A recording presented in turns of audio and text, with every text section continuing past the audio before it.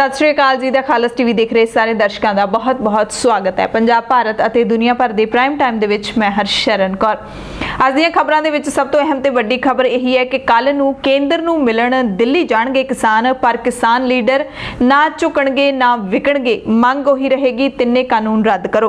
किसानां नाल गलबात तो पहला केंद्र ने दिल्ली विच मंथन भी कीता। खेतीबाड़ी मंत्री ते खेती माहिरां दे नाल गलबात कीती राजनाथ सिंह ने। 5 नवंबर नूं पूरे भारत विच किसानां वल्लों सवेरे 10 वजे तो शाम 4 वजे तक चक्का जाम करन दा ऐलान। संघर्ष नूं देश व्यापी बनाया जाएगा। रेल रोको अंदोलन जारी रहेगा। पंजाब सरकार नूं कहा है कि तुहाडे नाल 15 अक्तूबर तो बाद ही गल करांगे। पंजाब कैबिनेट दी बैठक कल नूं हो रही है। विशेष इजलास सदन संबंधी कोई भी फैसला हो सकता है। एक किसान जथेबंदी ने रेलां तो मोर्चे चुक लए ने। संघर्ष नूं नवीं दिशा दिंदिआं शहरां नूं कूच करना शुरू कर दिता है। बीजेपी ने अपना नवां ही पंगा शुरू कर लिया। पंजाब दे विच पूरे पंजाब च डीसी दफ्तरां दे बाहर रोस मुजाहरे कीते। बीजेपी प्रधान उत्ते हमले तो भड़के सुखबीर बादल ने कहा किसानां दे शुभ चिंतक नहीं हो सकते हमलावर। कॉलेज भी जल्दी खुल सकते ने। पंजाब दे विच कल दी बैठक दे विच कोई फैसला लिया जा सकता है। फाजिलका दे विच दलित नौजवान नूं कुੱਟਣ तो बाद पेशाब पिलाउण दी शर्मनाक घटना सामने आई है। केस दर्ज कर लिया पुलिस ने। बेअदबी मामले नाल जुड़ी खास खबर भी तुहानूं दसांगे। भारत विच नवें साल दी शुरुआत यानी कि 2021 दी शुरुआत दे विच कोविड-19 दा टीका आ सकदा है। दुनिया दे पेरू मुल्क तो एक बड़ी रोचक खबर तुहानूं दसांगे। प्राइम टाइम दे विच विस्तार दीआं खबरां 'च सब तो पहलां गल करांगे पंजाब दी।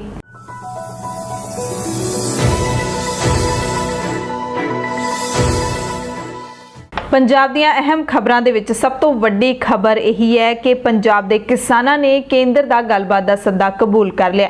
14 अक्तूबर नूं दिल्ली दे कृषि भवन दे विच किसानां दी केंद्र सरकार दे नाल बैठक होएगी। दूसरा वड्डा ऐलान जिहड़ा कीता गया है कि 5 नवंबर नूं देश भर दे विच सवेरे 10 वजे तो लैके शाम 4 वजे तक चक्का जाम किया जाएगा। यह संघर्ष है जिहड़ा पंजाब तो बाहर हुण पूरे देश दे विच फैलाया जाएगा। पूरे देश दे विच इस अंदोलन नूं भखाया जाएगा। इसे मकसद दे नाल ही किसान जथेबंदियां दे वल्लों 5 नवंबर नूं सवेरे 10 वजे तो शाम 4 वजे तक चक्का जाम का ऐलान करदिआं देशवासियों नूं सद्दा दिता है कि इस नूं कामयाब बनाइए। चंडीगढ़ दे विच 29 किसान जथेबंदियां दी मीटिंग हुई सी। किसान जथेबंदियां ने मिल के यह फैसला लिया है कि वो केंद्र दे नाल मीटिंग करनगे। भारतीय किसान यूनियन राजेवाल दे जिहड़े प्रधान हैगे ने बलवीर सिंह राजेवाल, उन्होंने कहा कि असी रल मिल के ये विचार किया है कि जे असी केंद्र दा गलबात दा सद्दा वार-वार ठुकरावांगे तां उन्हां कोल एक बहाना बन जूगा कि किसान साडे नाल गलबात करन नूं तैयार ही नहीं हैगे, तां फिर असी किसानां दी गल किवें सुणांगे। इस करके वो कहंदे असी दिल्ली जावांगे, उन्हां दी गलबात सुणांगे। कहंदे की ने जे गलबात दे विचों कुछ निकलूगा तो ठीक है, नहीं तो जिहड़ा असी अगली रणनीति है इस संघर्ष दी ऐलान देंगे, क्योंकि वो कह रहे हैं कि साडी मंग इक्को ही होगी ते जदों मीटिंग हो उदों भी साडी मंग इक्को ही होगी। मीटिंग तो बाद भी साडी उही मंग होगी कि तिन्ने कानून रद्द किए जाण, ना उस तो उत्ते ना थल्ले कुछ भी नहीं है, सिर्फ कानून रद्द किए जाण। उस तो बाद जिहड़ी अगली अहम खबर किसान जथेबंदियां ने ऐलान किया। चंडीगढ़ दे विच किसान भवन दे विच बैठक हुई। उस तो बाद प्रैस कॉन्फ्रेंस नूं संबोधन किया। बलवीर सिंह राजेवाल ने कहा कि पंजाब सरकार दे जिहड़े नुमाइंदे ने कैबिनेट दे जिहड़े मंत्री बनाए ने, कमेटी बनाई है जिन्हां दी साडे नाल गलबात करन दे लई, ओह साडे नाल किसान भवन च गलबात करन आए सी। उन्होंने कहा कि रेलवे ट्रैक तुसी खाली कर दिओ ताकि पंजाब दे विच खाद पदार्थां दी तोट ना आवे। ਤਾਂ ਉਹ ਕਹਿੰਦੇ ਨੇ कि किसानां ने जवाब दिता है पंजाब सरकार नूं कि 15 तरीक तो बाद असीं तुहाडे नाल गल करांगे, उस तो पहलां असीं कोई गल नहीं करांगे, क्योंकि 15 अक्तूबर तक किसानां ने कैप्टन दी सरकार नूं अल्टीमेटम दिता होया है कि तुसीं 15 अक्तूबर तक विधान सभा दा इजलास सद के उहदे विच तिन्ने खेती कानूनां नूं रद्द करन दा मता पास करो।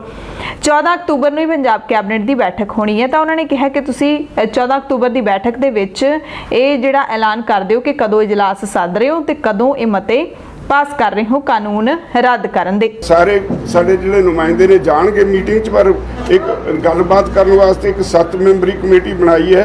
वो अपना केस प्रोजेक्ट करनगे। उहदे विच मैं आ, डॉक्टर दर्शनपाल ने, जगजीत सिंह डल्लेवाल ने, सर जगमोहन सिंह ने, सर कुलवंत सिंह ने, सर सुरजीत सिंह फूल ने, सर सतनाम सिंह सानी ने।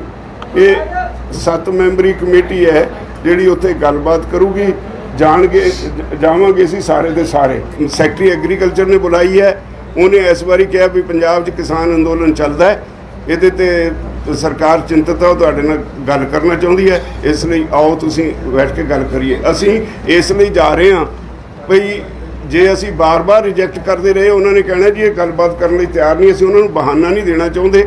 ਕੱਲ੍ਹ ਜਾਵਾਂਗੇ, ਉੱਥੇ ਦੇਖਾਂਗੇ ਕੀ ਮਾਹੌਲ ਹੈ, ਕੀ ਬਿਹੇਵੀਅਰ ਹੈ, ਉਹਦੇ ਮੁਤਾਬਕ ਫੈਸਲਾ ਲਵਾਂਗੇ। 5 ਨਵੰਬਰ ਸਾਰੇ ਦੇਸ਼ ਵਿੱਚ 10 ਤੋਂ 4 ਵਜੇ ਤੱਕ ਚੱਕਾ ਜਾਮ ਹੋਏਗਾ।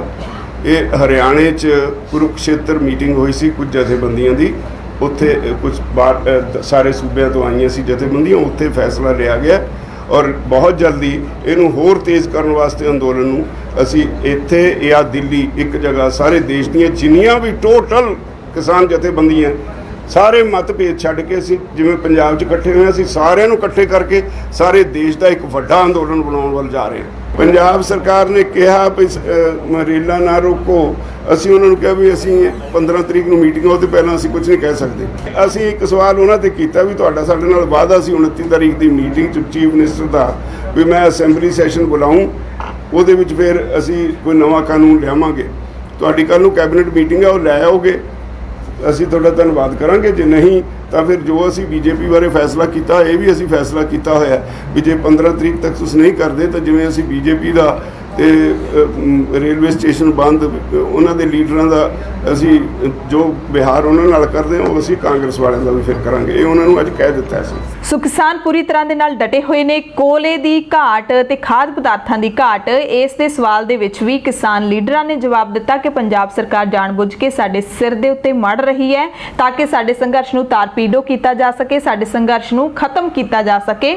ਪਰ ਅਸੀਂ ਤੁਹਾਨੂੰ ਫੈਕਟਸ ਐਂਡ ਫਿਗਰਸ ਦੇ ਨਾਲ ਦੱਸਦੇ ਹਾਂ ਕਿ ਜਿਹੜਾ ਕੌਮੀ ਗ੍ਰਿਡ ਹੈਗਾ, ਕੌਮੀ ਤਾਪਘਰ ਹੈ, ਉਹਦੇ ਤੋਂ ਬਿਜਲੀ ਲਈ ਜਾ ਸਕਦੀ ਹੈ। ਜੇ ਪੰਜਾਬ ਦੇ ਸਾਰੇ ਥਰਮਲ ਵੀ ਬੰਦ ਹੋ ਜਾਣ ਤਾਂ ਵੀ ਉਸ ਗ੍ਰਿਡ ਤੋਂ ਪੰਜਾਬ ਕਿੰਨੇ ਮਹੀਨਿਆਂ ਤੱਕ ਬਿਜਲੀ ਲੈ ਸਕਦਾ। ਉਹ ਕਹਿੰਦੇ ਕਿ ਪੰਜਾਬ ਦੇ ਵਿੱਚ ਬਿਜਲੀ ਸਪਲਾਈ ਕਦੇ ਠੱਪ ਨਹੀਂ ਹੋ ਸਕਦੀ। ਸਰਕਾਰ ਦੀ ਨੀਅਤ ਮਾੜੀ ਹੋਵੇ ਇਹ ਵੱਖਰੀ ਗੱਲ ਹੈ, ਇਹ ਉਹਨਾਂ ਨੇ ਸਪਸ਼ਟ ਕਰ ਦਿੱਤਾ। ਤੇ ਨਾਲ ਹੀ ਜਿਹੜਾ ਬੀਜੇਪੀ ਪ੍ਰਧਾਨ ਦੀ ਗੱਡੀ ਦੇ ਉੱਤੇ ਹਮਲਾ ਹੋਇਆ ਤਾਂ ਉੱਥੇ ਲੀਡਰਾਂ ਨੇ ਸਪਸ਼ਟ ਕਰ ਦਿੱਤਾ ਹੈ ਕਿ ਸਾਡੇ ਜਿਹੜੇ ਮੋਰਚੇ ਹੈਗੇ ਨੇ ਉਹ ਪੂਰਨ ਤੌਰ ਤੇ ਸ਼ਾਂਤਮਈ ਨੇ, ਅਸੀਂ ਪੀਸਫੁਲ ਹਾਂ ਤੇ ਪੀਸਫੁਲ ਹੀ ਰਹਾਂਗੇ। ਸਾਨੂੰ ਪ੍ਰਵੋਕ ਕਰਨ ਦੀ ਕੋਈ ਵੀ ਕੋਸ਼ਿਸ਼ ਨਾ ਕਰੇ, ਚਾਹੇ ਬੀਜੇਪੀ ਦੇ ਲੀਡਰ ਹੋਣ, ਚਾਹੇ ABCD ਕੋਈ ਵੀ ਹੋਵੇ। ਕਿਸਾਨਾਂ ਨੂੰ ਤੁਸੀਂ ਪ੍ਰਵੋਕ ਨਹੀਂ ਕਰ ਸਕਦੇ, ਤੁਸੀਂ ਭੜਕਾ ਕੇ ਸਾਡੇ ਸੰਘਰਸ਼ ਨੂੰ ਮਲੀਆਮੇਟ ਨਹੀਂ ਕਰ ਸਕਦੇ। ਉਹਨਾਂ ਨੇ ਆਪਣੇ ਸਾਰੇ ਕਿਸਾਨੀ ਮੋਰਚਿਆਂ ਦੇ ਉੱਤੇ ਜਿਹੜੇ ਬੈਠੇ ਨੇ, ਵਰਕਰ ਬੈਠੇ ਨੇ, ਕਿਸਾਨ ਬੈਠੇ ਨੇ, ਉਹਨਾਂ ਨੂੰ ਅਪੀਲ ਕੀਤੀ ਹੈ ਕਿ ਅਸੀਂ ਬਿਲਕੁਲ ਵੀ ਭੜਕਣਾ ਨਹੀਂ ਹੈਗਾ, ਸੰਘਰਸ਼ ਨੂੰ ਸ਼ਾਂਤਮਈ ਰੱਖਣਾ ਹੈ। ਕਾਲੇ ਝੰਡੇ ਲੈ ਕੇ ਤੁਸੀਂ ਰੋਸ ਵਿਖਾਵੇ ਕਰੋ, ਤੁਸੀਂ ਘਰ ਘੇਰੋ, ਪਰ ਕੋਈ ਵੀ ਤੋੜ ਭੰਨ ਜਾਂ ਫਿਰ ਹਿੰਸਾ ਜਿਹੜੀ ਆ ਉਹ ਨਹੀਂ ਕਰਨੀ। ਅਸੀਂ ਵੀ ਦਖਾਲਸ TV ਵੱਲੋਂ ਖਾਸ ਤੌਰ ਤੇ ਅਪੀਲ ਕਰਦੇ ਹਾਂ, ਪੰਜਾਬ ਦੇ ਵਿੱਚ ਕਿਸਾਨਾਂ ਦੇ ਮੋਰਚਿਆਂ ਦੇ ਵਿੱਚ ਜੁਟੇ ਜਿਹੜੇ ਵੀ ਲੋਕ ਨੇ, ਜਿਹੜੇ ਵੀ ਬੱਚੇ, ਬਜ਼ੁਰਗ, ਨੌਜਵਾਨ, ਬੀਬੀਆਂ, ਭੈਣਾਂ, ਕੋਈ ਵੀ ਵਰਗ ਉੱਥੇ ਪਹੁੰਚਿਆ ਹੋਇਆ, ਹੁੱਲੜਬਾਜ਼ੀ ਬਿਲਕੁਲ ਨਾ ਕੀਤੀ ਜਾਵੇ ਜਿਵੇਂ ਹੁਣ ਤੱਕ ਕਿਸੇ ਨੇ ਨਹੀਂ ਕੀਤੀ। ਇਹ ਸੰਘਰਸ਼ ਜਿਹੜਾ ਇੰਨੇ ਦਿਨਾਂ ਤੋਂ ਚੱਲ ਰਿਹਾ ਹੈ ਪਰ ਬਹੁਤ ਹੀ ਸਫਲਤਾਪੂਰਵਕ ਚੱਲ ਰਿਹਾ ਹੈ, ਕਿਤੋਂ ਵੀ ਕੋਈ ਗੜਬੜੀ ਦੀ ਖਬਰ ਨਹੀਂ ਹੈਗੀ। ਪਰ ਹੁਣ ਸ਼ਰਾਰਤੀ ਅਨਸਰ ਗੜਬੜਾਂ ਫੈਲਾਉਣ ਦੀ ਕੋਸ਼ਿਸ਼ ਜ਼ਰੂਰ ਕਰ ਰਹੇ ਨੇ। ਸੋ ਅਸੀਂ ਸਭ ਨੂੰ ਅਪੀਲ ਕਰਦੇ ਹਾਂ ਕਿ ਇਸ ਨੂੰ ਸੰਘਰਸ਼ ਨੂੰ ਸ਼ਾਂਤਮਈ ਰੱਖੋ, ਏਕਤਾ ਦੇ ਵਿੱਚ ਬਣੇ ਰਹੋ। ਕਿਸਾਨ ਜਥੇਬੰਦੀਆਂ ਅਗਵਾਈ ਕਰ ਰਹੀਆਂ ਨੇ, ਚੰਗੇ ਤਰੀਕੇ ਨਾਲ ਹੁਣ ਤੱਕ ਕਰ ਰਹੀਆਂ ਨੇ ਤੇ ਅੱਗੇ ਵੀ ਕਰਦੀਆਂ ਰਹਿਣ, ਤੇ ਤੁਸੀਂ ਵੀ ਜ਼ਰੂਰ ਸਾਥ ਦਿਓ। ਸੋ ਕੇਂਦਰ ਦੇ ਨਾਲ 14 ਅਕਤੂਬਰ ਨੂੰ 7 ਮੈਂਬਰੀ ਕਮੇਟੀ ਜਿਹੜੀ ਕਿਸਾਨਾਂ ਨੇ ਬਣਾਈ ਹੈ ਉਹ ਗੱਲਬਾਤ ਕਰਨ ਜਾ ਰਹੀ ਹੈ। 7 ਮੈਂਬਰ ਨੇ ਜਿਹੜੇ ਉਹ ਜਾਣਗੇ, ਜਿਨ੍ਹਾਂ ਦੇ ਵਿੱਚ ਬਲਵੀਰ ਸਿੰਘ ਰਾਜੇਵਾਲ, ਡਾਕਟਰ ਦਰਸ਼ਨਪਾਲ, ਜਗਮੋਹਨ ਸਿੰਘ, ਕੁਲਵੰਤ ਸਿੰਘ, ਸਤਨਾਮ ਸਿੰਘ ਸਾਨੀ ਤੇ 2 ਹੋਰ ਮੈਂਬਰ ਨੇ ਜਿਹੜੇ ਉਹ ਸ਼ਾਮਿਲ ਨੇ। ਇੱਕ ਹੋਰ ਅਹਿਮ ਖਬਰ ਦੱਸ ਦਈਏ ਕਿ ਭਾਰਤੀ ਕਿਸਾਨ ਯੂਨੀਅਨ ਏਕਤਾ ਉਗਰਾਹਾਂ ਇਹਨਾਂ ਨੇ ਪਹਿਲਾਂ ਹੀ ਐਲਾਨ ਕਰ ਦਿੱਤਾ ਸੀ 12 ਅਕਤੂਬਰ ਨੂੰ ਹੀ ਕਿ ਅਸੀਂ ਕੇਂਦਰ ਨਾਲ ਗੱਲਬਾਤ ਕਰਨ ਨੂੰ ਤਿਆਰ ਹਾਂ।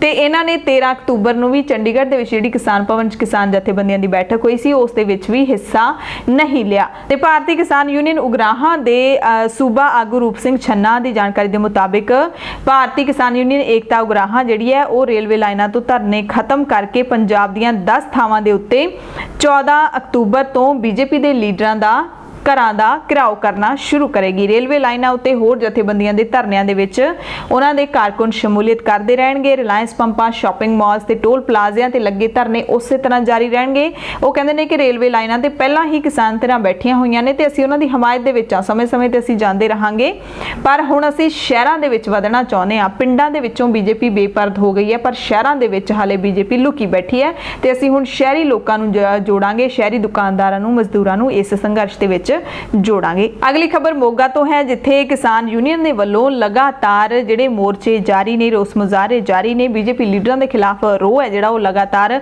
ਵਧਦਾ ਜਾ ਰਿਹਾ ਹੈ। ਉਗਰਾਹਾਂ ਜਥੇਬੰਦੀ ਨੇ ਜਦੋਂ ਐਲਾਨ ਕੀਤਾ ਹੈ ਕਿ ਬੀਜੇਪੀ ਲੀਡਰਾਂ ਦਾ ਹੁਣ ਵੱਡੇ ਪੱਧਰ ਤੇ ਘਿਰਾਓ ਕੀਤਾ ਜਾਏਗਾ, ਉਸ ਤੋਂ ਬਾਅਦ ਮੋਗਾ ਦੇ ਵਿੱਚ ਉਗਰਾਹਾਂ ਜਥੇਬੰਦੀ ਦੇ ਵੱਲੋਂ ਤਰਲੋਚਨ ਸਿੰਘ ਗਿੱਲ, ਜਿਹੜੇ ਕਿ ਪੰਜਾਬ ਦੇ ਕਿਸਾਨ ਮੋਰਚਾ ਸੈੱਲ ਦੇ ਪ੍ਰਧਾਨ ਨੇ, ਤਰਲੋਚਨ ਸਿੰਘ ਗਿੱਲ, ਉਹਨਾਂ ਦੇ ਬਾਹਰ ਅਣਮਿੱਥੇ ਸਮੇਂ ਲਈ ਧਰਨਾ ਸ਼ੁਰੂ ਕਰ ਦਿੱਤਾ ਗਿਆ। ਕਿਸਾਨ, ਔਰਤਾਂ ਤੇ ਬੱਚੇ ਸਾਰੇ ਇਸ ਧਰਨੇ ਦੇ ਵਿੱਚ ਸ਼ਾਮਿਲ ਹੋਏ। ਅਗਲੀ ਖਬਰ ਮਾਨਸਾ ਤੋਂ ਹੈ, ਜਿੱਥੇ ਕਿਸਾਨ ਯੂਨੀਅਨ ਏਕਤਾ ਉਗਰਾਹਾਂ ਦੇ ਵੱਲੋਂ ਡੀਸੀ ਦਫ਼ਤਰ ਤੋਂ ਬਾਅਦ ਹੁਣ ਸਰਕਾਰੀ ਕੋਠੀ ਦਾ ਵੀ ਘਿਰਾਓ ਕੀਤਾ ਗਿਆ। ਕਿਸਾਨ ਪੰਜਾਬ ਸਰਕਾਰ ਤੋਂ ਮੰਗ ਕਰ ਰਹੇ ਨੇ ਕਿ ਬੁਢਲਾਡਾ ਦੇ ਵਿੱਚ ਰੇਲਵੇ ਲਾਈਨ ਦੇ ਨਾਲ ਟੱਕਰ ਕਾਰਨ ਬਜ਼ੁਰਗ ਔਰਤ ਤੇਜ ਕੌਰ ਦੀ ਮੌਤ ਹੋ ਗਈ ਸੀ, ਉਸ ਦੇ ਪਰਿਵਾਰ ਦੀ ਮਦਦ ਕੀਤੀ ਜਾਵੇ। ਪਰਿਵਾਰ ਦੇ ਇੱਕ ਮੈਂਬਰ ਨੂੰ ਸਰਕਾਰੀ ਨੌਕਰੀ ਅਤੇ 10 ਲੱਖ ਰੁਪਏ ਦਾ ਮੁਆਵਜ਼ਾ ਦਿੱਤਾ ਜਾਵੇ। 5ਵੇਂ ਦਿਨ ਵੀ 13 ਅਕਤੂਬਰ ਨੂੰ 5ਵਾਂ ਦਿਨ ਸੀ ਬੇਬੇ ਦੀ ਮੌਤ ਨੂੰ, 5ਵੇਂ ਦਿਨ ਵੀ ਅੰਤਿਮ ਸੰਸਕਾਰ ਨਹੀਂ ਹੋ ਸਕਿਆ ਕਿਉਂਕਿ ਮੰਗਾਂ ਨਹੀਂ ਪੂਰੀਆਂ ਹੋ ਰਹੀਆਂ। ਅਗਲੀ ਖਬਰ ਕਿਸਾਨੀ ਬਿੱਲਾਂ ਦੇ ਨਾਲ ਜੁੜੀ ਹੋਈ ਹੈ, ਪਰ ਸਾਡੇ ਮੁਲਕ ਦੇ ਪ੍ਰਧਾਨ ਮੰਤਰੀ ਨਰਿੰਦਰ ਮੋਦੀ ਦੇ ਵੱਲੋਂ ਆ ਰਹੀ ਹੈ। ਉਹਨਾਂ ਨੇ ਸਾਬਕਾ ਕੇਂਦਰੀ ਮੰਤਰੀ ਬਾਲਾ ਸਾਹਿਬ ਦੇ ਵਿਖੇ ਪਾਟਿਲ ਦੀ ਸਵੈ ਜੀਵਨੀ ਜਾਰੀ ਕਰਦਿਆਂ ਖੇਤੀਬਾੜੀ ਤੇ ਸਹਿਕਾਰੀ ਖੇਤਰ ਵਿੱਚ ਉਹਨਾਂ ਦੇ ਯੋਗਦਾਨ ਦੀ ਸ਼ਲਾਘਾ ਕੀਤੀ ਅਤੇ ਕਿਹਾ ਕਿ ਸਾਡੀ ਸਰਕਾਰ ਅੱਜ ਕਿਸਾਨਾਂ ਨੂੰ ਅੰਨਦਾਤਾ ਦੀ ਭੂਮਿਕਾ ਤੋਂ ਅੱਗੇ ਉਦਮੀ ਬਣਾਉਣ ਦੇ ਲਈ ਯਤਨਸ਼ੀਲ ਹੈ। ਵੀਡੀਓ ਕਾਨਫਰੰਸ ਰਾਹੀਂ ਸਮਾਰੋਹ ਕਰਵਾਇਆ ਗਿਆ ਸੀ। ਕਿਹਾ ਕਿ ਨਵੇਂ ਖੇਤੀ ਸੁਧਾਰਾਂ ਦੇ ਨਾਲ ਕਿਸਾਨਾਂ ਨੂੰ ਉਦਮੀ ਬਣਾਇਆ ਜਾਏਗਾ, ਜਿਹੜੇ ਕਿ ਪਹਿਲਾਂ ਅੰਨਦਾਤਾ ਸੀ ਹੁਣ ਉਹ ਉਦਮੀ ਬਣ ਜਾਣਗੇ। ਤੇ ਕੇਂਦਰ ਸਰਕਾਰ ਨੇ ਕਿਸਾਨਾਂ ਦੇ ਨਾਲ ਗੱਲਬਾਤ ਕਰਨ ਦੇ ਲਈ ਪੰਜਾਬ ਦੇ ਵਿੱਚ ਕਿਸਾਨਾਂ ਨੂੰ ਸਮਝਾਉਣ ਦੇ ਲਈ, ਅਸਲ ਦੇ ਵਿੱਚ ਇਹੀ ਹੈ ਕਿ ਕਿਸਾਨਾਂ ਨੂੰ ਸਮਝਾਉਣ ਦੇ ਲਈ ਆਪਣੇ ਮੰਤਰੀਆਂ ਦੀ ਫੌਜ ਹੈ ਜਿਹੜੀ ਉਹ ਤਿਆਰ ਕੀਤੀ ਹੈ, ਜਿਹੜੇ ਕਿ ਪੰਜਾਬ ਦੇ ਵਿੱਚ 13 ਅਕਤੂਬਰ ਤੋਂ ਲੈ ਕੇ 20 ਅਕਤੂਬਰ ਤੱਕ ਕਿਸਾਨਾਂ ਨੂੰ ਵਰਚੁਅਲ ਰੈਲੀਆਂ ਦੇ ਰਾਹੀਂ ਸੰਬੋਧਨ ਕਰਨਗੇ ਤੇ ਕਿਸਾਨਾਂ ਨੂੰ ਸਮਝਾਉਣਗੇ ਕਿ ਖੇਤੀ ਬਿੱਲ ਤੁਹਾਡੇ ਲਈ ਕਿਵੇਂ ਸਹੀ ਨੇ। ਸੋ ਕੇਂਦਰ ਦੀ ਇਸ ਪਲੈਨਿੰਗ ਦੇ ਅਧੀਨ ਕੇਂਦਰੀ ਮੰਤਰੀ ਹਰਦੀਪ ਸਿੰਘ ਪੁਰੀ ਨੇ ਵਰਚੁਅਲ ਰੈਲੀ ਦੇ ਰਾਹੀਂ ਸੰਬੋਧਨ ਕੀਤਾ। ਉਹਨਾਂ ਨੇ ਪੱਤਰਕਾਰਾਂ ਨੂੰ ਸੰਬੋਧਨ ਕੀਤਾ, ਜਿਹੜਾ 13 ਅਕਤੂਬਰ ਨੂੰ ਅੰਮ੍ਰਿਤਸਰ ਅਤੇ ਤਰਨਤਾਰਨ ਦੇ ਕਿਸਾਨਾਂ ਦੇ ਨਾਲ ਵਰਚੁਅਲ ਰੈਲੀ ਕਰਨੀ ਸੀ, ਪਰ ਰੈਲੀ ਦੇ ਵਿੱਚ ਕਿਹੜੇ ਕਿਸਾਨ ਪਹੁੰਚਣਗੇ ਤੁਸੀਂ ਆਪ ਹੀ ਸੋਚ ਸਕਦੇ ਹੋ। ਪੰਜਾਬ ਦੇ ਵਿੱਚ ਬੀਜੇਪੀ ਲੀਡਰਾਂ ਦਾ ਬੁਰਾ ਹਾਲ ਕੀਤਾ ਹੋਇਆ, ਕਿਸਾਨਾਂ ਨੇ ਉਹਨਾਂ ਦੇ ਘਰਾਂ ਦਾ ਘਿਰਾਓ ਕੀਤਾ ਜਾ ਰਿਹਾ, ਤਾਂ ਕੇਂਦਰ ਦੇ ਜਿਹੜੇ ਮੰਤਰੀ ਨੇ ਉਹ ਕੀ ਵੱਖਰਾ ਦੱਸਣਗੇ, ਕਿਵੇਂ ਕਿਸਾਨਾਂ ਨੂੰ ਕਨਵਿੰਸ ਕਰਨਗੇ ਕਿ ਇਹ ਖੇਤੀ ਕਾਨੂੰਨ ਤੁਹਾਡੇ ਲਈ ਨੇ। ਪਰ ਉਹ ਤਾਂ ਆਪਣੇ ਆਕਾ ਦੇ ਬੱਜੇ ਰੁੱਦੇ ਇਹ ਕਰ ਰਹੇ ਨੇ। ਪਤਾ ਉਹਨਾਂ ਨੂੰ ਵੀ ਹੈ ਕਿ ਕਿਸਾਨ ਨਹੀਂ ਗੱਲ ਕਰ ਰਹੇ ਤੁਹਾਡੇ ਨਾਲ ਤੇ ਨਾ ਹੀ ਗੱਲ ਕਰਨਾ ਚਾਹੁੰਦੇ ਨੇ।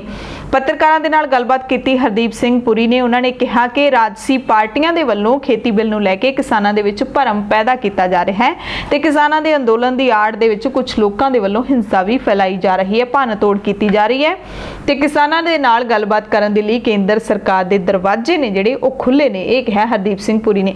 ਤੁਸੀਂ ਦੇਖੋ ਕਿ ਬਿਆਨ ਤੋਂ ਹੀ ਪਤਾ ਲੱਗਦਾ ਹੈ ਕਿ ਹਾਲੇ ਵੀ ਕਿਸਾਨਾਂ ਨੂੰ ਕਿਹਾ ਜਾ ਰਿਹਾ ਹੈ ਕਿ ਉਹ ਸਿਆਸੀ ਪਾਰਟੀਆਂ ਦੇ ਭੜਕਾਏ ਹੋਏ ਇਸ ਤਰ੍ਹਾਂ ਸੜਕਾਂ ਦੇ ਉੱਤੇ ਬੈਠੇ ਨੇ, ਜਦਕਿ ਸਿਆਸੀ ਪਾਰਟੀਆਂ ਦੀ ਐਂਟਰੀ ਵੀ ਬੰਦ ਹੈ ਕਿਸਾਨਾਂ ਦੇ ਮੋਰਚਿਆਂ ਦੇ ਵਿੱਚ। ਜੇ ਆ ਵੀ ਜਾਂਦੇ ਨੇ ਤਾਂ ਉਹਨਾਂ ਨੂੰ ਸਟੇਜ ਤੱਕ ਨਹੀਂ ਮਿਲਦੀ। ਉਧਰ ਬੀਜੇਪੀ ਦੇ ਪੰਜਾਬ ਪ੍ਰਧਾਨ ਅਸ਼ਵਨੀ ਸ਼ਰਮਾ ਦੇ ਉੱਤੇ 12 ਅਕਤੂਬਰ ਨੂੰ ਜਿਹੜਾ ਜਲੰਧਰ ਦੇ ਨੇੜੇ ਹਮਲਾ ਹੋਇਆ ਸੀ, ਉਸ ਹਮਲੇ ਦੇ ਵਿਰੋਧ ਦੇ ਵਿੱਚ ਬੀਜੇਪੀ ਲੀਡਰਾਂ ਤੇ ਵਰਕਰਾਂ ਨੇ ਪੂਰੇ ਪੰਜਾਬ ਦੇ ਸਾਰੇ ਜ਼ਿਲ੍ਹਿਆਂ ਦੇ ਵਿੱਚ ਡੀਸੀ ਦਫ਼ਤਰਾਂ ਦੇ ਬਾਹਰ ਰੋਸ ਪ੍ਰਦਰਸ਼ਨ ਕੀਤਾ। ਇਸ ਪ੍ਰਦਰਸ਼ਨ ਦੌਰਾਨ ਬੀਜੇਪੀ ਲੀਡਰਾਂ ਨੇ ਕਾਂਗਰਸ ਨੂੰ ਅੱਤਵਾਦੀ ਜਨਨੀ ਤੱਕ ਕਹਿ ਦਿੱਤਾ। ਉਹਨਾਂ ਨੇ ਕਿਹਾ ਕਿ ਕਾਂਗਰਸ ਦੀ ਸ਼ਹਿ ਦੇ ਉੱਤੇ ਪੰਜਾਬ ਪ੍ਰਧਾਨ ਤੇ ਹਮਲਾ ਹੋਇਆ, ਹਮਲਾਵਰ ਕਾਂਗਰਸੀ ਸੀਗੇ। ਧਰਨਾ ਪ੍ਰਦਰਸ਼ਨ ਕਰ ਰਹੇ ਬੀਜੇਪੀ ਲੀਡਰਾਂ ਨੇ ਕਿਹਾ ਕਿ ਅਸ਼ਵਨੀ ਸ਼ਰਮਾ ਤੇ ਹੋਏ ਹਮਲੇ ਲਈ ਜਾਣਬੁੱਝ ਕੇ ਕਿਸਾਨਾਂ ਨੂੰ ਬਦਨਾਮ ਕੀਤਾ ਜਾ ਰਿਹਾ ਹੈ, ਜਦਕਿ ਕਾਂਗਰਸ ਪਾਰਟੀ ਨੇ ਹਮਲਾ ਕਰਵਾਇਆ ਤੇ ਕਾਂਗਰਸ ਪਾਰਟੀ ਹੀ ਅੱਤਵਾਦ ਦੀ ਜੜਨੀ ਹੈ। ਪੰਜਾਬ ਦੇ ਵਿੱਚ ਜਦੋਂ ਵੀ ਮਾਹੌਲ ਖਰਾਬ ਹੋਇਆ ਉਹਦੇ ਵਿੱਚ ਕਾਂਗਰਸ ਦਾ ਹੱਥ ਰਿਹਾ ਹੈ, ਇਸ ਲਈ ਇਸ ਹਮਲੇ ਦੇ ਵਿੱਚ ਵੀ ਕਾਂਗਰਸ ਦਾ ਹੱਥ ਹੈ। ਬੀਜੇਪੀ ਲੀਡਰਾਂ ਨੂੰ ਡਰਾਉਣ ਲਈ ਇਹ ਹਮਲਾ ਕਰਵਾਇਆ ਗਿਆ, ਪਰ ਬੀਜੇਪੀ ਲੀਡਰ ਡਰਨ ਵਾਲੇ ਨਹੀਂ ਹੈਗੇ। ਉਹਨਾਂ ਨੇ ਕਿਹਾ ਕਿ ਜੇ ਦੋਸ਼ੀ ਜਲਦ ਨਾ ਫੜੇ ਗਏ ਤਾਂ ਸੰਘਰਸ਼ ਤੇਜ਼ ਹੋਏਗਾ। ਉਧਰ ਪੰਜਾਬ ਦੇ ਮੁੱਖ ਮੰਤਰੀ ਕੈਪਟਨ ਅਮਰਿੰਦਰ ਸਿੰਘ ਨੇ ਬੀਜੇਪੀ ਦੇ ਸਾਰੇ ਜਿਹੜੇ ਇਲਜ਼ਾਮਾਂ ਨੂੰ ਖਾਰਜ ਕਰ ਦਿੱਤਾ ਹੈ ਅਤੇ ਪੰਜਾਬ ਦੇ ਡੀਜੀਪੀ ਨੂੰ ਸਖਤੀ ਨਾਲ ਨਿਰਦੇਸ਼ ਦਿੱਤੇ ਨੇ ਕਿ ਇਹ ਹਮਲਾਵਰ ਨੇ ਜਿਹੜੇ ਉਹਨਾਂ ਨੂੰ ਜਲਦ ਤੋਂ ਜਲਦ ਕਾਬੂ ਕੀਤਾ ਜਾਵੇ। ਉਧਰ ਸੁਖਬੀਰ ਬਾਦਲ ਨੇ ਅਸ਼ਵਨੀ ਸ਼ਰਮਾ ਦੇ ਉੱਤੇ ਹੋਏ ਹਮਲੇ ਦੀ ਨਿਖੇਧੀ ਕੀਤੀ ਹੈ, ਨਾਲ ਹੀ ਭੜਕੇ ਹੋਏ ਸੁਖਬੀਰ ਬਾਦਲ ਨੇ ਇਹ ਵੀ ਕਿਹਾ ਹੈ ਕਿ ਇਹ ਜਿਹੜੇ ਹਮਲਾ ਕਰਨ ਵਾਲੇ ਨੇ ਉਹ ਕਿਸਾਨਾਂ ਦੇ ਸ਼ੁਭ ਚਿੰਤਕ ਹੋ ਹੀ ਨਹੀਂ ਸਕਦੇ। ਇਹ ਗੈਰ ਸਮਾਜਿਕ ਤੱਤਾਂ ਦਾ ਕੰਮ ਹੈ ਜਿਹੜੇ ਖੇਤੀਬਾੜੀ ਮੰਡੀਕਰਨ ਐਕਟਾਂ ਦੇ ਖਿਲਾਫ ਚੱਲ ਰਹੇ ਕਿਸਾਨ ਸੰਘਰਸ਼ ਨੂੰ ਸਾਬੋਤਾਜ ਕਰਨਾ ਚਾਹੁੰਦੇ ਨੇ। ਸੁਖਬੀਰ ਨੇ ਕਿਹਾ ਕਿ ਲੋਕਤੰਤਰ ਵਿੱਚ ਹਿੰਸਾ ਦੀ ਕੋਈ ਥਾਂ ਨਹੀਂ ਹੈ, ਹਿੰਸਕ ਗਤੀਵਿਧੀਆਂ ਨਾਲ ਕੁਝ ਵੀ ਹਾਸਲ ਨਹੀਂ ਹੋ ਸਕੂਗਾ ਤੇ ਇਹ ਲੋਕ ਨੇ ਜਿਹੜੇ ਉਹ ਕਿਸਾਨੀ ਸੰਘਰਸ਼ ਨੂੰ ਮਲੀਆ ਮੇਟ ਕਰ ਦੇਣਾ ਚਾਹੁੰਦੇ ਨੇ।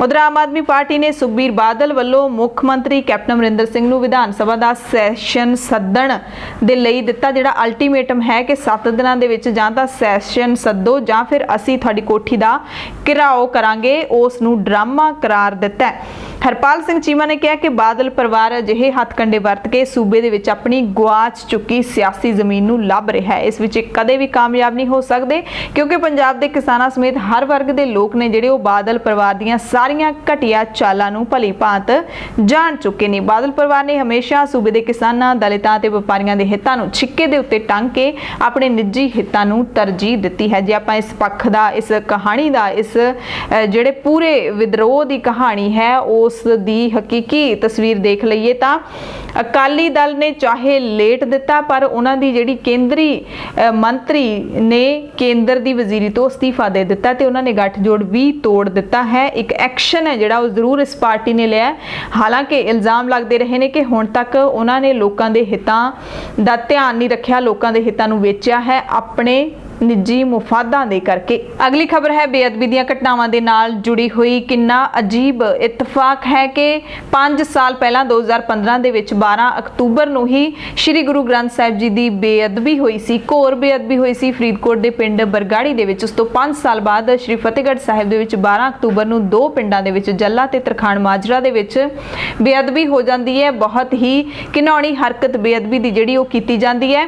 ਉਸ ਤੋਂ ਬਾਅਦ ਸਿੱਖ ਜਥੇਬੰਦੀਆਂ ਦੇ ਵੱਲੋਂ ਉੱਥੇ ਰੋਸ ਮੁਜ਼ਾਹਰਾ ਕੀਤਾ ਜਾਂਦਾ ਹੈ। ਚੰਗੀ ਗੱਲ ਇਹ ਰਹੀ ਕਿ ਬੇਅਦਬੀ ਕਰਨ ਵਾਲਾ ਵਿਅਕਤੀ ਮੌਕੇ ਤੋਂ ਹੀ ਫੜਿਆ ਗਿਆ। ਗੁਰਦੁਆਰਾ ਸਾਹਿਬ ਦੇ ਗ੍ਰੰਥੀ ਸਿੰਘ ਦੇ ਵੱਲੋਂ ਹਿੰਮਤ ਦਿਖਾਈ ਗਈ ਅਤੇ ਲੋਕ ਉੱਥੇ ਉਸੇ ਵੇਲੇ ਇਕੱਠੇ ਹੋ ਗਏ। ਉਸ ਵਿਅਕਤੀ ਨੂੰ ਫੜਿਆ ਗਿਆ, ਫੜ ਕੇ ਪੁਲਿਸ ਦੇ ਹਵਾਲੇ ਕਰ ਦਿੱਤਾ ਗਿਆ ਅਤੇ ਜਿਹੜੇ ਵੀ ਵਾਹਨ ਤੇ ਉਹ ਆਇਆ ਸੀ ਉਸ ਦੀ ਬੁਰੀ ਤਰ੍ਹਾਂ ਦੇ ਨਾਲ ਭੰਨਤੋੜ ਕੀਤੀ ਗਈ। ਜਾਣਕਾਰੀ ਇਹ ਵੀ ਦਿੱਤੀ ਗਈ ਐਸਜੀਪੀਸੀ ਮੈਂਬਰ ਗੁਰਪ੍ਰੀਤ ਸਿੰਘ ਰੰਧਾਵਾ ਦੇ ਵੱਲੋਂ ਕਿ ਪੁਲਿਸ ਨੇ ਉਕਤ ਮੁਲਜ਼ਮ ਨੂੰ ਫੜ ਕੇ ਉਸ ਦੇ ਖਿਲਾਫ ਯੂਏਪੀਏ ਲਾ ਦਿੱਤਾ ਹੈ, ਯੂਆਪਾ ਐਕਟ ਉਹਦੇ ਖਿਲਾਫ ਲਾ ਦਿੱਤਾ ਹੈ। ਇਸ ਮਸਲੇ ਦੇ ਉੱਤੇ ਸ਼੍ਰੀ ਅਕਾਲ ਤਖਤ ਸਾਹਿਬ ਦੇ ਕਾਰਜਕਾਰੀ ਜਥੇਦਾਰ ਗਿਆਨੀ ਹਰਪ੍ਰੀਤ ਸਿੰਘ ਨੇ ਵੀ ਸਖਤ ਸ਼ਬਦਾਂ ਦੇ ਵਿੱਚ ਨਿਖੇਧੀ ਕੀਤੀ ਅਤੇ ਕਿਹਾ ਕਿ ਜੇ ਪੁਲਿਸ ਕਾਰਵਾਈ ਕਰਨ ਦੇ ਸਮਰੱਥ ਨਹੀਂ ਹੈਗੀ ਤਾਂ ਸੰਗਤ ਨੂੰ ਸੌਂਪ ਦਿਓ ਇਸ ਬੰਦੇ ਨੂੰ ਜਿਹੜਾ ਦੋਸ਼ੀ ਹੈ ਤੇ ਸੰਗਤ ਹੈ ਜਿਹੜੀ ਗੁਰੂ ਪੰਥ ਹੈ ਜਿਹੜਾ ਉਹ ਇਸ ਨੂੰ ਸਜ਼ਾ ਦੇਣ ਦੇ ਸਮਰੱਥ ਹੈ, ਅਸੀਂ ਆਪ ਸਜ਼ਾ ਦੇ ਦਿਆਂਗੇ। ਨਾਲ ਹੀ ਜਥੇਦਾਰ ਸਾਹਿਬ ਨੇ ਇਹ ਵੀ ਖਦਸ਼ਾ ਪ੍ਰਗਟਾਇਆ ਕਿ ਇਹ ਕਿਸਾਨਾਂ ਦੇ ਅੰਦੋਲਨ ਨੂੰ ਕੁਚਲਣ ਦੀ ਸਾਜ਼ਿਸ਼ ਵੀ ਹੋ ਸਕਦੀ ਹੈ। ਸੇਮ ਡੇ ਤੇ 5 ਸਾਲਾਂ ਬਾਅਦ ਉਸੇ ਤਰ੍ਹਾਂ ਬੇਅਦਬੀ ਵਾਪਰਨੀ, ਉਦੋਂ ਵੀ ਕਿਸਾਨਾਂ ਦਾ ਅੰਦੋਲਨ ਚੱਲ ਰਿਹਾ ਸੀ ਤੇ ਹੁਣ ਵੀ ਕਿਸਾਨਾਂ ਦਾ ਅੰਦੋਲਨ ਚੱਲ ਰਿਹਾ, ਇਹ ਮਹਿਜ਼ ਇਤਫਾਕ ਨਹੀਂ ਹੋ ਸਕਦਾ। ਐਸਜੀਪੀਸੀ ਪ੍ਰਧਾਨ ਭਾਈ ਗੋਬਿੰਦ ਸਿੰਘ ਲੌਂਗੋਵਾਲ ਨੇ ਵੀ ਕਿਹਾ ਕਿ ਬੇਅਦਬੀ ਦੇ ਪਿੱਛੇ ਕੰਮ ਕਰਦੀਆਂ ਸ਼ਕਤੀਆਂ ਸਾਹਮਣੇ ਲਿਆਉਣ ਦੀ ਲੋੜ ਹੈ। ਸੰਗਤ ਦੀਆਂ ਧਾਰਮਿਕ ਭਾਵਨਾਵਾਂ ਨੂੰ ਠੇਸ ਪਹੁੰਚਾਉਣ ਵਾਲੇ ਲੋਕਾਂ ਨੂੰ ਬਖਸ਼ਿਆ ਨਹੀਂ ਜਾਣਾ ਚਾਹੀਦਾ। ਅਗਲੀ ਖਬਰ ਆ ਰਹੀ ਹੈ ਕਿ ਪੰਜਾਬ ਸਰਕਾਰ ਸਕੂਲਾਂ ਤੋਂ ਬਾਅਦ ਕਾਲਜ ਵੀ ਜਲਦ ਖੋਲ ਸਕਦੀ ਹੈ। ਸੂਬੇ ਦੇ ਵਿੱਚ ਕੈਬਨਿਟ ਮੰਤਰੀ ਤ੍ਰਿਪਤ ਰਜਿੰਦਰ ਸਿੰਘ ਬਾਜਵਾ ਨੇ ਜਾਣਕਾਰੀ ਦਿੱਤੀ ਹੈ ਕਿ ਕੈਬਨਿਟ ਦੀ ਮੀਟਿੰਗ ਵਿੱਚ ਜਲਦ ਇਸ ਤੇ ਮੋਹਰ ਲਾ ਦਿੱਤੀ ਜਾਏਗੀ। ਕਾਲਜ ਦੇ ਵਿਦਿਆਰਥੀਆਂ ਦੀ ਪੜ੍ਹਾਈ ਦਾ ਬਹੁਤ ਨੁਕਸਾਨ ਹੋ ਚੁੱਕਿਆ ਹੈ ਤੇ ਹੁਣ ਹੋਰ ਨੁਕਸਾਨ ਨਹੀਂ ਹੋਣ ਦਿੱਤਾ ਜਾਏਗਾ। ਅਨਲੌਕ 5 ਦੇ ਵਿੱਚ ਕੇਂਦਰ ਨੇ ਸਕੂਲ ਕਾਲਜ ਵਿਦਿਅਕ ਅਦਾਰੇ ਖੋਲ੍ਹਣ ਦੀ ਮਨਜ਼ੂਰੀ ਦਿੱਤੀ ਹੈ ਤੇ ਇਸੇ ਤਹਿਤ ਪੰਜਾਬ ਸਰਕਾਰ ਵੀ ਇਹ ਮਨਜ਼ੂਰੀ ਦੇ ਸਕਦੀ ਹੈ। ਪੰਜਾਬ ਪੁਲਿਸ ਦੇ ਵਿੱਚ ਵੱਡੀ ਗੋਗੜ ਵਾਲੇ ਮੁਲਾਜ਼ਮਾਂ ਦੀ ਸ਼ਾਮਤ ਆਏਗੀ। ਹਾਈ ਕੋਰਟ ਦਾ ਸਖਤ ਹੁਕਮ ਦਿੱਤਾ ਗਿਆ। ਪੰਜਾਬ ਪੁਲਿਸ ਦੇ ਵਿੱਚ ਆਉਣ ਵਾਲੇ ਦਿਨਾਂ ਦੇ ਅੰਦਰ ਤੁਸੀਂ ਪੁਲਿਸ ਦੇ ਜਿਹੜੇ ਮੁਲਾਜ਼ਮ ਨੇ, ਸਾਡੇ ਸੂਬੇ ਦੇ ਪੁਲਿਸ ਮੁਲਾਜ਼ਮ ਨੇ, ਉਹਨਾਂ ਨੂੰ ਵੀ ਤੁਸੀਂ ਫਿੱਟ ਦੇਖੋਗੇ। ਹੁਣ ਜਿਵੇਂ ਕਿ ਆਪਾਂ ਵਿਦੇਸ਼ਾਂ ਦੇ ਵਿੱਚ ਦੇਖਦੇ ਹਾਂ ਜਾਂ ਬਹੁਤ ਸਾਰੇ ਸੂਬਿਆਂ ਦੇ ਵਿੱਚ ਪੁਲਿਸ ਇੱਕਦਮ ਫਿੱਟ ਹੁੰਦੀ ਹੈ, ਪਰ ਪੰਜਾਬ ਪੁਲਿਸ ਮਸ਼ਹੂਰ ਹੈ ਗੋਗੜਾਂ ਦੇ ਕਰਕੇ। ਪੰਜਾਬ ਤੇ ਹਰਿਆਣਾ ਹਾਈ ਕੋਰਟ ਨੇ ਬਿਊਰੋ ਆਫ ਇਨਵੈਸਟੀਗੇਸ਼ਨ ਦੇ ਏਡੀਜੀਪੀ ਨੂੰ ਨਿਰਦੇਸ਼ ਦਿੱਤੇ ਨੇ ਕਿ ਅਨਫਿਟ ਪੁਲਿਸ ਮੁਲਾਜ਼ਮਾਂ ਨੂੰ ਰੇਡ ਤੇ ਨਹੀਂ ਬਲਕਿ ਪੁਲਿਸ ਟ੍ਰੇਨਿੰਗ ਅਕੈਡਮੀ ਦੇ ਵਿੱਚ ਭੇਜਿਆ ਜਾਵੇ। ਸੁਣਵਾਈ ਦੌਰਾਨ ਜਸਟਿਸ ਸਰਵਿੰਦ ਸਿੰਘ ਸੰਗਵਾਨ ਨੇ ਕਿਹਾ ਕਿ ਅਕਸਰ ਵੇਖਿਆ ਜਾਂਦਾ ਹੈ ਕਿ ਵਡੇਰੀ ਉਮਰ ਦੇ ਮੁਲਜ਼ਮਾਂ ਨੂੰ ਵੀ ਪੰਜਾਬ ਪੁਲਿਸ ਦੀ ਪਾਰਟੀ ਫੜ ਨਹੀਂ ਪਾ ਰਹੀ, ਖਾਸ ਕਰਕੇ ਆਬਕਾਰੀ ਐਕਟ ਦੇ ਮਾਮਲਿਆਂ ਦੇ ਵਿੱਚ ਦੋਸ਼ੀ ਦੋਸ਼ੀ ਪੁਲਿਸ ਪਾਰਟੀ ਦੀ ਹਾਜ਼ਰੀ ਦੇ ਵਿੱਚ ਹੀ ਫਰਾਰ ਹੋ ਰਹੇ ਨੇ। ਪੁਲਿਸ ਦੋਸ਼ੀ ਦੇ ਘਰ ਛਾਪਾ ਮਾਰਨ ਜਾਂਦੀ ਹੈ, ਦੋਸ਼ੀ ਕੋਠੇ ਕੰਧਾਂ ਟੱਪ ਕੇ ਫਰਾਰ ਹੋ ਜਾਂਦੇ ਨੇ ਤੇ ਪੁਲਿਸ ਉੱਥੇ ਖੜੀ ਦੀ ਖੜੀ ਰਹਿ ਜਾਂਦੀ ਹੈ, ਕਿਉਂਕਿ ਜ਼ਿਆਦਾਤਰ ਪੁਲਿਸ ਵਾਲਿਆਂ ਦੀਆਂ ਗੋਗੜਾਂ ਇੰਨੀਆਂ ਵੱਡੀਆਂ ਹੁੰਦੀਆਂ, ਨਾ ਉਹ ਭੱਜ ਸਕਦੇ ਨੇ ਨਾ ਉਹ ਕੰਧਾਂ ਟੱਪ ਸਕਦੇ ਨੇ। ਅਜਿਹੀ ਸਥਿਤੀ ਦੇ ਵਿੱਚ ਜਿਹੜੇ ਵੱਡੀ ਗੋਗੜ ਵਾਲੇ ਪੁਲਿਸ ਮੁਲਾਜ਼ਮ ਨੇ ਉਹਨਾਂ ਨੂੰ ਟ੍ਰੇਨਿੰਗ ਅਕੈਡਮੀ ਦੇ ਵਿੱਚ ਭੇਜਿਆ ਜਾਣਾ ਚਾਹੀਦਾ। ਦਰਅਸਲ ਮੋਗਾ ਦੇ ਨਿਹਾਲ ਸਿੰਘ ਵਾਲਾ ਥਾਣੇ ਦੇ ਵਿੱਚ NDPS ਐਕਟ ਦੇ ਤਹਿਤ 16 ਸਤੰਬਰ 2020 ਨੂੰ ਇੱਕ ਕੇਸ ਦਰਜ ਕੀਤਾ ਗਿਆ ਸੀ, ਜਿਹਦੇ ਵਿੱਚ ਦੋਸ਼ੀ ਮਲਕੀਤ ਸਿੰਘ ਸੀ। ਉਹਨੇ ਗ੍ਰਿਫਤਾਰੀ ਤੋਂ ਬਚਣ ਲਈ ਹਾਈ ਕੋਰਟ ਤੋਂ ਅਗਾਊਂ ਜ਼ਮਾਨਤ ਮੰਗੀ ਸੀ ਤੇ ਸੁਣਵਾਈ ਦੌਰਾਨ ਅਦਾਲਤ ਦੇ ਵਿੱਚ ਇਹ ਸਾਹਮਣੇ ਆਇਆ ਸੀ ਕਿ ਦੋਸ਼ੀ ਇੱਕ ਪਲਾਸਟਿਕ ਦੇ ਬੈਗ ਵਿੱਚ ਨਸ਼ਾ ਲਿਜਾ ਰਿਹਾ ਸੀ।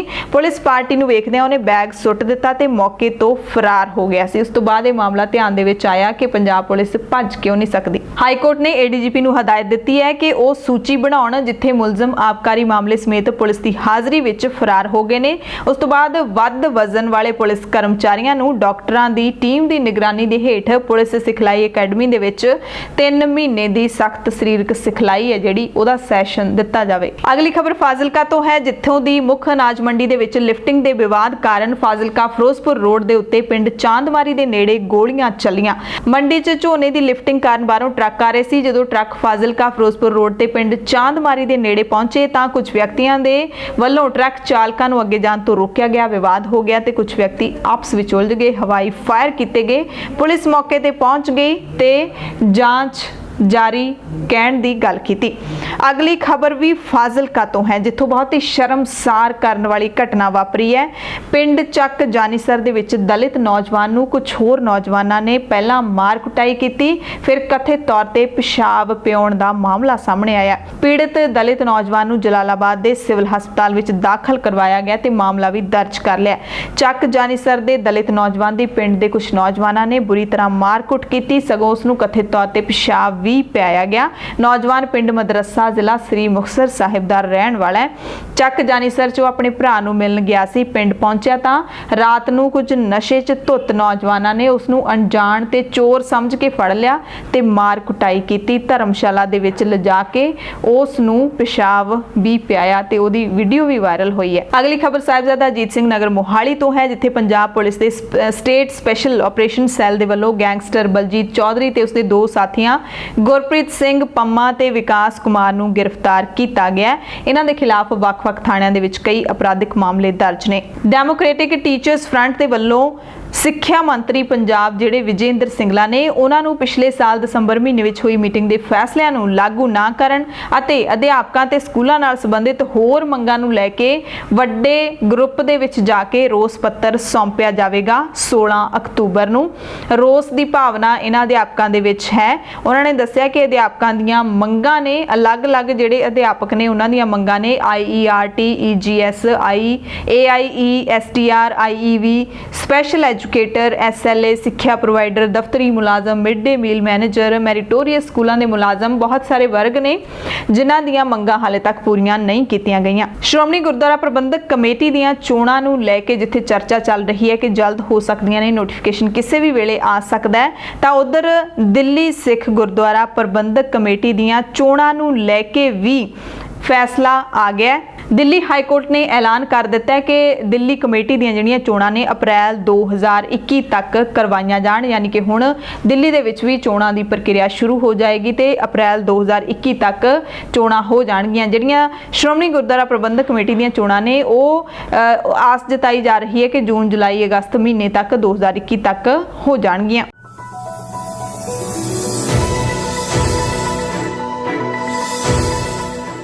ਪੂਰੇ ਭਾਰਤ ਦੀਆਂ ਖਬਰਾਂ ਦੇ ਵਿੱਚ ਸਭ ਤੋਂ ਪਹਿਲਾਂ ਗੱਲ ਕਰਾਂਗੇ ਕਰੋਨਾ ਦੇ ਟੀਕੇ ਦੀ। ਕੇਂਦਰੀ ਸਿਹਤ ਮੰਤਰੀ ਡਾਕਟਰ ਹਰਸ਼ਵਰਧਨ ਨੇ ਖਬਰ ਦਿੱਤੀ ਹੈ ਕਿ ਬਹੁਤ ਹੱਦ ਤੱਕ ਸੰਭਵ ਹੈ ਕਿ ਅਗਲੇ ਸਾਲ ਦੀ ਸ਼ੁਰੂਆਤ ਤੱਕ, ਯਾਨੀ ਕਿ 2021 ਦੇ ਸ਼ੁਰੂਆਤ ਤੱਕ ਭਾਰਤ ਵਿੱਚ ਕੋਵਿਡ-19 ਦੀ ਵੈਕਸੀਨ ਆ ਜਾਏਗੀ। ANI ਦੇ ਮੁਤਾਬਿਕ ਇੱਕ ਬੈਠਕ ਦੇ ਵਿੱਚ ਡਾਕਟਰ ਹਰਸ਼ਵਰਧਨ ਨੇ ਕਿਹਾ ਕਿ ਅਗਲੇ ਸਾਲ ਦੇ ਸ਼ੁਰੂਆਤ ਤੱਕ ਭਾਰਤ ਵਿੱਚ ਵੈਕਸੀਨ ਮਿਲ ਸਕਦੀ ਹੈ। ਸੰਭਵ ਹੈ ਕਿ ਅਲੱਗ-ਅਲੱਗ ਤਰੀਕਿਆਂ ਦੇ ਨਾਲ ਮਿਲੇ, ਅਲੱਗ-ਅਲੱਗ ਮਾਧਿਅਮਾਂ ਤੋਂ ਮਿਲੇ। ਤੇ ਉਧਰ ਵਿਸ਼ਵ ਸਿਹਤ ਸੰਸਥਾ संस्था की मुख्य वैज्ञानिक सौम्या स्वामीनाथन ने भी उम्मीद जताई है कि बहुत संभव है कि साल 2020 के अंत तक या फिर अगले साल की शुरुआत तक एक वैक्सीन है जिहड़ी वो पंजीकरण के लिए तैयार हो जाएगी। अगली खबर भारत ते चीन तणाव दे नाल जुड़ी हुई है। सरहद विवाद दे विचकार चीन ने कहा कि भारत ने गैर कानूनी तरीके दे नाल लद्दाख नूं केंद्र शासित प्रदेश बनाया, यानी कि कश्मीर का जिहड़ा मुद्दा है उस दे उत्ते बार-बार गल है जिहड़ी चीन दे वल्लों कीती जा रही है। रक्षा मंत्री राजनाथ सिंह वल्लों सरहद दे नेड़े 44 नवें ब्रिज खोले जाने के बयान नूं लैके चीन ने तिखी प्रतिक्रिया दी है। चीन ने कहा है कि वो लद्दाख नूं केंद्र शासित प्रदेश के रूप में मानता नहीं दिंदा ते इस नूं भारत ने गैर कानूनी तरीके दे नाल बनाया। चीन ने भी कहा है कि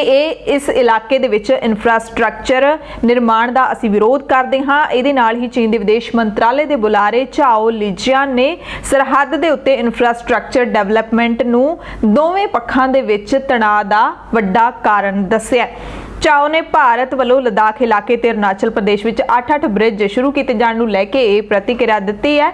चीन के बुलारे ने कहा कि पहला तो मैं ये स्पष्ट करना चाहना कि चीन लद्दाख नूं केंद्र शासित इलाके दे प्रदेश के रूप दे विच मानता नहीं दिंदा। इस नूं ते अरुणाचल प्रदेश नूं भारत ने गैर कानूनी तरीके दे नाल स्थापित किया है। असीं भारत नूं कहंदे हां कि वो दोवें पक्षां दी आपसी सहमति के अनुसार काम करे अते अजिहे कदमां तो बचे जिहदे नाल हालात विगड़ जाण। अगली खबर उत्तर प्रदेश तो है, जिथे पिछले दिनी हाथरस दा वड्डा कांड वापरिया है ते हुण गोंडा दे विच हैवानियत दी तस्वीर सामने आई है। उत्तर प्रदेश दे गोंडा जिले दे 3 दलित नाबालिग भैणां दे उत्ते तेजाब सुट्टण दा मामला सामने आया। उन्हां नूं गोंडा दे सरकारी हस्पताल दे विच इलाज दे लई भर्ती करवाया गया। वड्डी भैण दी उम्र करीब 17 साल है जो करीब 30% तक सड़ गई है। मंजली दी उम्र 12 साल है जो 20% तक सड़ गई है। छोटी लड़की की उम्र 8 साल है जो 5 तो 7% सड़ गई है। तिन्ने भैणां अपने घर विच एक ही कमरे विच सौ रही सी। देर रात करीब 2 बजे तेजाब सुट्टण वाला शख्स बाहरों छत दे राही घर विच वड़िया ते तेजाब सुट के भज गया। लड़कियां दा चीख चिहाड़ा सुन के उन्हां दे पिता उन्हां दे कमरे विच पहुंचे ते फिर पता लग्या कि उस दियां तिन्ने धीआं दे नाल इह भाणा वापर गया। तिन्ने भैणां दे पिता राम अवतार पिंड दे विच एक रुख दे थल्ले कपड़े प्रेस करके आपदा गुजारा करदे सी। उन्हां ने दस्सिया कि वड्डी लड़की है जिहड़ी वो ज़्यादा सड़ी है, उहदी शादी भी तय हो गई सी ते जल्दी उहदा विआह होण वाला सी। तेजाब दे हमले नाल उहदा चेहरा सड़ गया। हुण पता नहीं कौन उसदे नाल विआह करेगा। ये लाचार पिता ने अपनी कहानी दसी है। अगली खबर है कि लोकां दे विच काफ़ी मकबूल गहणियां दा ब्रांड तनिष्क उसने सोशल मीडिया दे उत्ते हंगामे तो बाद विज्ञापन है जिहड़ा वो हटा दिता है। ये विज्ञापन है वख-वख भाईचारिਆਂ ਦੇ शादीशुदा जोड़िਆਂ ਦੇ ਨਾਲ जुड़िया होया सी। विज्ञापन ਦੇ ਵਿੱਚ मुस्लिम सहुरे परिवार ਵਿੱਚ एक हिंदू लड़की ਦੀ गोद भराई ਦੀ रस्म दिखाई गई सी। आलोचकों ने इस ਨੂੰ लव जिहाद ਨੂੰ बढ़ावा देण वाला दस्सिया। सोशल मीडिया ਤੇ कई हैंडल इस विज्ञापन की आलोचना कर रहे सी ते कुछ समय बाद ही ट्विटर ते टॉप ट्रेंड बन गया है। हालांकि कई लोगों ने इस विरोध ਅਤੇ ਇਹਦੇ ਨਾਲ जुड़े कई अपमानजनक पोस्टां की आलोचना भी की। यूट्यूब ते इस विज्ञापन के डिस्क्रिप्शन दे विच लिखिया सी उसका विआह एक अजिहे परिवार विच होया जो उसनूं अपनी बच्ची की तरह प्यार करदा है। सिर्फ ਉਹਦੇ ਲਈ ਉਹ एक अजिहा समारोह अजिहा प्रोग्राम प्रबंध करते हैं जो आम तौर पर उन्हां दे घर विच नहीं हुंदा सी। दो ਵੱਖ-ਵੱਖ धर्म परंपरावां ਅਤੇ संस्कृतियां का एक सुंदर संगम, एक सुंदर मेल। 43 सेकंड का विज्ञापन एकत्वम यानी कि एकता नां दी एक ज्वैलरी रेंज के प्रचार प्रसार के लिए तनिष्क ने सोशल मीडिया के चैनलों ते पोस्ट किया सी, पर जदों लाइक डिसलाइक ज़्यादा होण लगे ਅਤੇ लोगों की आलोचना होण लगी तो तनिष्क ने इस नूं हटा दिता है। अगली खबर यूपी के झांसी तो है, जिथे सरकारी पॉलीटैक्निक कॉलेज के होस्टल कैंपस दे विच नाबालिग लड़की के नाल कथित तौर पर बलात्कार कुटमार ते ब्लैकमेल करने के मामले में पुलिस ने कार्रवाई करदिआं 8 मुलजमां नूं गिरफ्तार करके जेल भेज दिता है। प्रशासन मुताबिक सारे मुलजम विद्यार्थियों नूं कॉलेज विचों रेस्टिगेट करने के आदेश जारी कर दिते गए ने। कौमी सुरक्षा एक्ट तहत मुलजमां नूं हिरासत विच लैण दी प्रक्रिया शुरू कर दी गई है।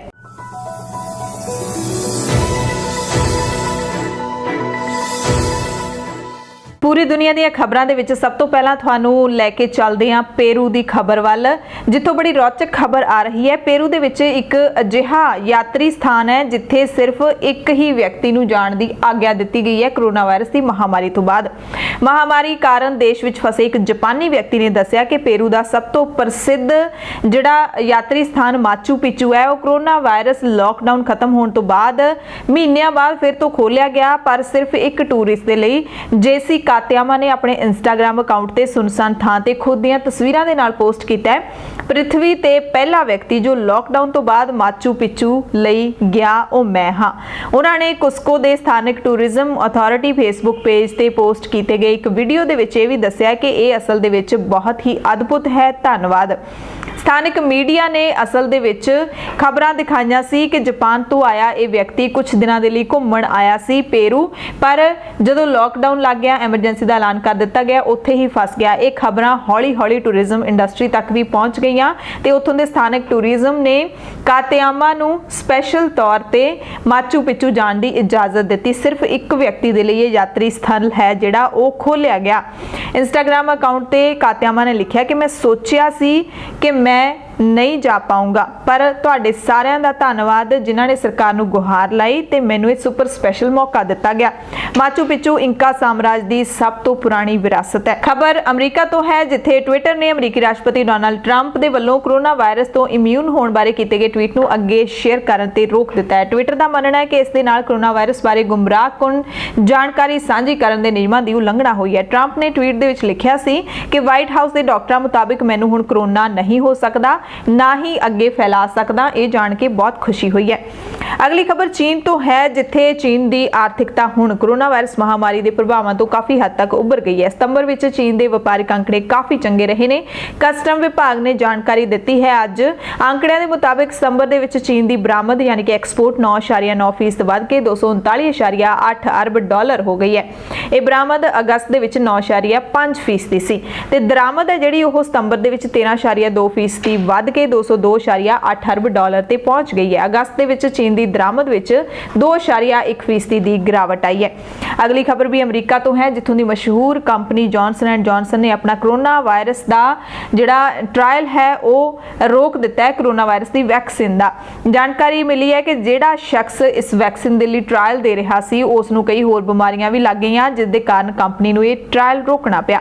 ਅਗਲੀ ਖਬਰ ਵੀ ਅਮਰੀਕਾ ਤੋਂ ਹੈ, ਜਿੱਥੇ ਭਾਰਤੀ ਮੂਲ ਦੇ ਸਮਾਜ ਸੇਵੀ ਹਰੀਸ਼ ਕੁਟੇਚਾ ਨੂੰ ਬੇਘਰੇ ਬੱਚਿਆਂ ਤੇ ਜਵਾਨਾਂ ਦੀਆਂ ਲੋੜਾਂ ਪੂਰੀਆਂ ਕਰਨ ਵਿੱਚ ਪਾਏ ਗਏ ਯੋਗਦਾਨ ਦੇ ਲਈ ਵਕਾਰੀ ਸੈਂਡਰਾ ਨੀਸ ਲਾਈਫਟਾਈਮ ਅਚੀਵਮੈਂਟ ਪੁਰਸਕਾਰ ਦੇ ਨਾਲ ਸਨਮਾਨਿਤ ਕੀਤਾ ਗਿਆ। ਦੱਸਿਆ ਗਿਆ ਕਿ national association for education of homeless children and youth ਨੇ 9 ਅਕਤੂਬਰ ਨੂੰ ਆਪਣੀ 32ਵੀਂ ਸਾਲਾਨਾ ਕਾਨਫਰੰਸ ਦੇ ਵਿੱਚ ਕੋਟੇਚਾ, ਜਿਹੜੇ ਕਿ ਹਿੰਦੂ ਚੈਰਿਟੀਜ਼ ਫਾਰ ਅਮਰੀਕਾ ਦੇ ਸੰਸਥਾਪਕ ਵੀ ਨੇ, ਪ੍ਰਧਾਨ ਵੀ ਨੇ, ਉਹਨਾਂ ਨੂੰ ਸਨਮਾਨਿਤ ਕੀਤਾ।